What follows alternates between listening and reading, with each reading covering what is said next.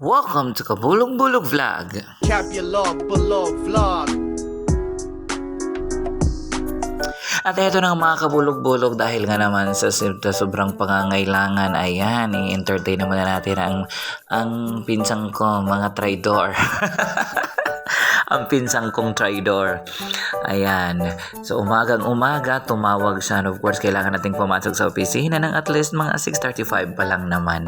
No? So, ang ginawa niya, hindi pala. Ang ginawa ko is nag-live muna ako ng mga siguro mga ilang minuto. Tapos, nangiistorbo na to. Dahil may kailangan pala.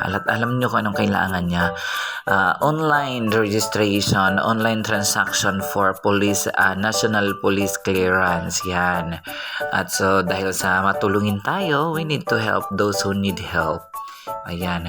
So, mga kabulog-bulog, eto nga yung ginawa natin. Anyway, siya si Mirat pala. Kailangan nating i-entertain to. Dahil kailangan niya din naman. So, kailangan niya din ng tulong. So, we need to help those who really need help. No?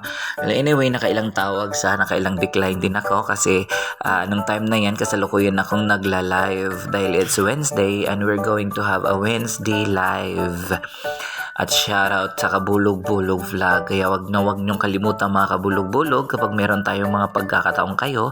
Kung meron kayong mga pagkakataon na mag-join sa live natin, why not, diba? We're open to those who really need shoutout. Char!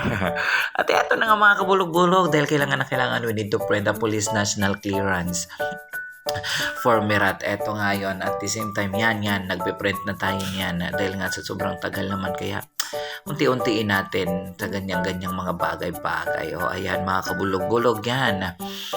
Tara, samahan nyo ko dahil eto na nga yun mga kabulog-bulog. Let's go. Samahan nyo ko, let's go, let's bagets.